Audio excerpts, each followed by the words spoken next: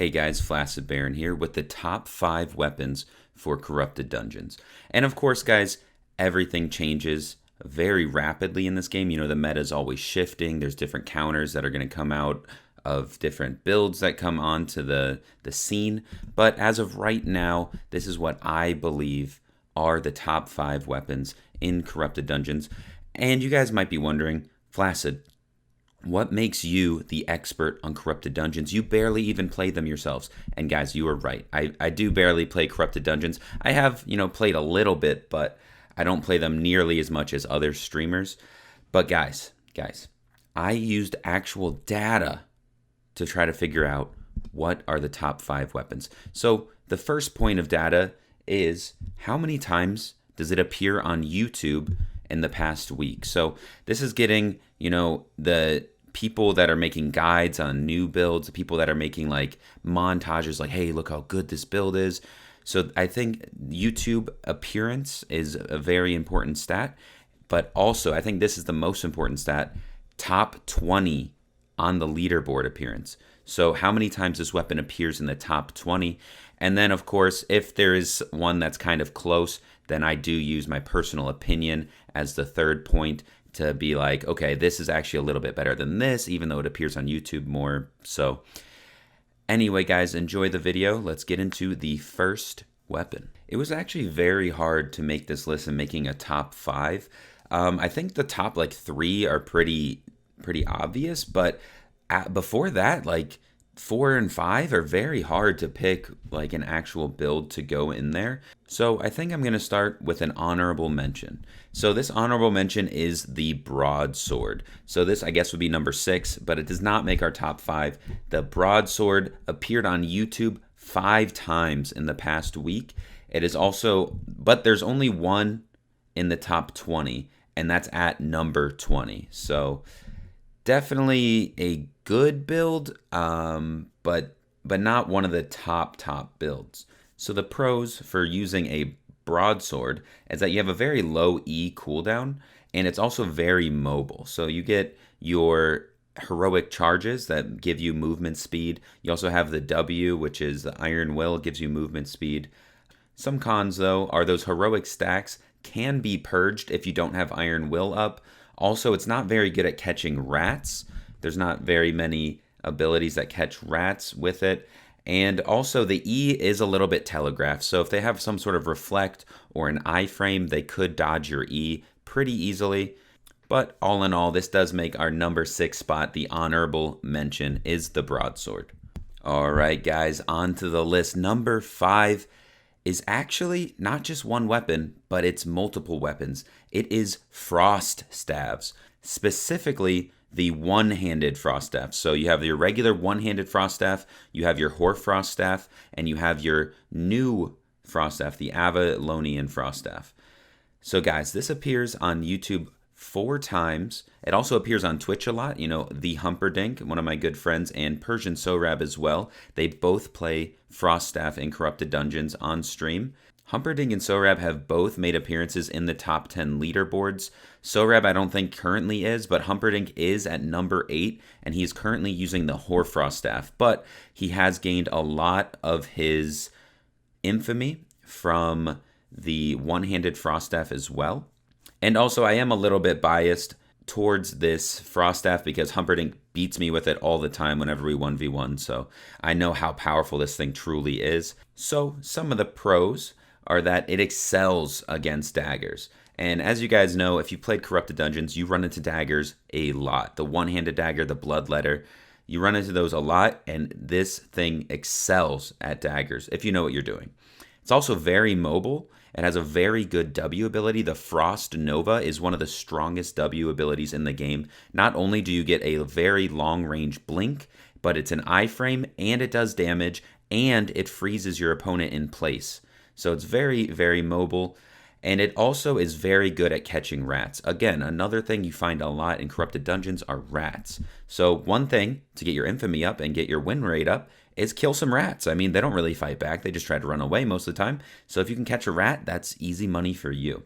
However, there are some cons to these builds. One, usually you're going to be in cloth. I don't think you ever use leather or plate in one of these builds, so you're very squishy when you're wearing cloth. And also, on the Q abilities, you do have a cast time. So there, of course, are Morgana capes and Scholar robes you could be using. You probably shouldn't, but you could be using those things to get rid of this cast time.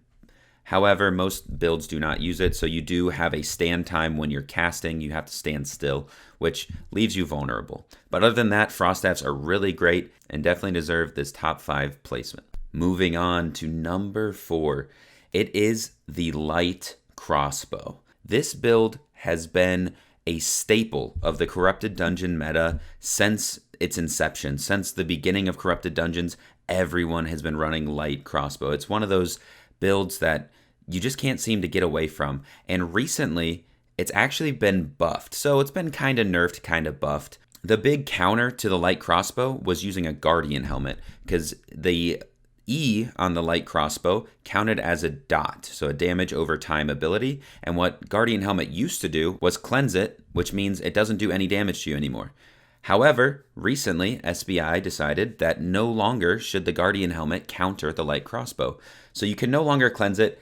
It did get a 10% damage decrease on the E, but that's not really much compared to, it used to be 100% damage when you cleansed it with the Guardian Helmet, but you can no longer do that. So 10% across the board, but Guardian Helmet no longer counters it. I think that's a buff. Plus, the W also recently got buffed.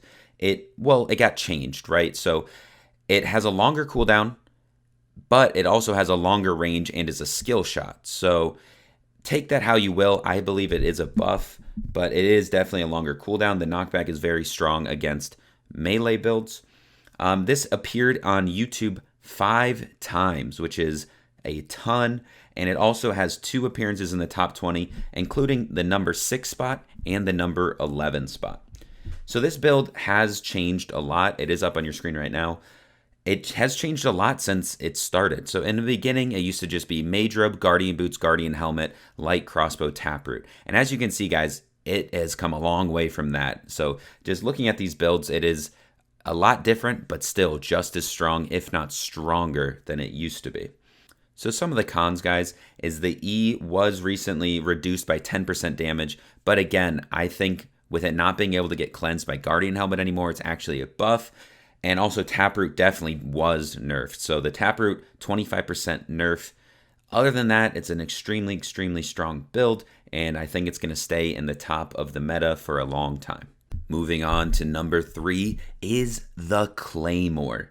The Claymore appeared on 3 separate YouTube videos and in 3 spots of the top 20, including the number 4 spot and the number 10 spot. The Claymore is a beast. You guys know it has massive, massive E damage when you have full stacks. It also stuns with the E, which is very useful for stunning people into traps. And they've already been chunked for half their health because the damage is so massive. And now they're stunned and they're getting hit by a trap. It's a very good weapon. It's also very versatile. Being a sword, it is one of the most versatile weapons in the game, and you can mix and match your armor depending on your playstyle. As you guys can see, these 2 builds up on your screen are very different from each other, so you can use many different sets with this. Also, the best part is it's very budget friendly. You don't need a very high IP, especially if you're in the Stalker level still, climbing your way up into that Slayer level. You can use a cheap build. You don't need a very expensive build to do these massive, massive damage spikes that you can get with the Claymore. However, there are some cons to the build, as always. One is the E is very, very telegraphed. So if you have some sort of iframe or something that makes you invulnerable before you get hit by this E, you could mitigate the damage to 0. So Chain Slash, for instance, is an iframe. We mentioned earlier Frost Nova on the Frost Staffs. You can just iframe the E. And also, it's a 2-hander. A lot of these weapons, I'm pretty sure all of them, except for the Claymore in the top 5 list, are all one-handers. And one thing that makes the one-handed weapon so good is an offhand. So many of these builds use Taproot, but there's also a lot of other good offhands, especially since Taproot has recently been nerfed. And if you're using a Claymore, you can't use an offhand. So that is a con. However, Claymore still number 3, a very, very strong weapon and a very solid choice if you want to go into the Corrupted Dungeons. Okay, guys, the number 2 spot goes to the Bloodletter. And if you guys did watch my stream or watch the video about my first day in Corrupted Dungeons, you will see that I was using a Bloodletter. Guys, Bloodletter is insane, and it still is, even since day 1. It is the number 2 spot with 4 YouTube appearances and a staggering 6 appearances in the top 20, including the number 1 spot and the number 5 spot. So guys, this build is insane. A lot of people right now are using a very rat-like build with knight armor and demon boots. However, you could use other things. Like, you don't need to be using that. You could use a more fighting type build instead of a more escapable build. But obviously this rat build, the knight armor demon boots, is the strongest build. So the pros to a Bloodletter is that it is extremely mobile. You have your Q that moves, you have your W that moves, you have your E that moves, all of them dashes, and you can just move across the map like it's nothing. You're extremely, extremely mobile, and if you are fighting, or if you are letting them chase you through traps, they're taking damage, your E does buckets of damage if their health is below 40%. In fact, most of the time, if their health is below 40%, they're just dead. Like, you can just one-shot them if they're below 40%.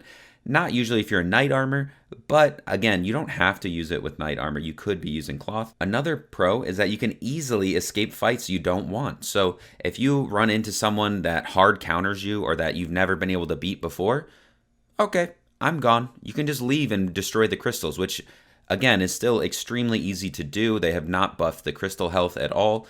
So it's still extremely easy to just go and destroy the crystals and leave if you don't want to take the fight. And with the Bloodletter being so mobile, you can easily just knock your opponent away and use one of your 3 dashes on your Q, W, and E and get away very, very easily. The only con I can think of is that people will call you mean names. They're gonna be mad if you're using a Bloodletter. They're gonna call you a rat. They're gonna call you all sorts of very bad names. So if you don't like being called names, don't use a Bloodletter. And I guess Taproot was recently nerfed, but I don't think this really makes the Bloodletter that much worse at doing what it does.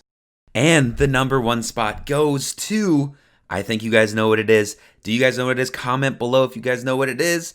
The number 1 spot is the Deathgivers. Yeah, that's right, guys. I know you guys thought I was gonna say, no, God, it's not the Deathgivers, boys. Unfortunately, Deathgivers are not too good in Corrupted Dungeon. It is the one-handed dagger, but you guys knew that already. If you've played even 5 Corrupted Dungeons, you've probably seen 4 one-handed daggers in there.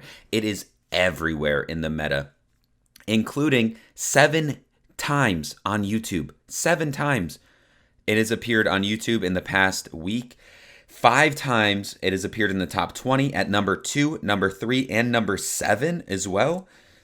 Guys, this weapon is a force to be reckoned with. You make one mistake, and this weapon will 100 to 0 you in seconds. And they pair that with a demon helmet, you can't do anything. You're just completely silenced.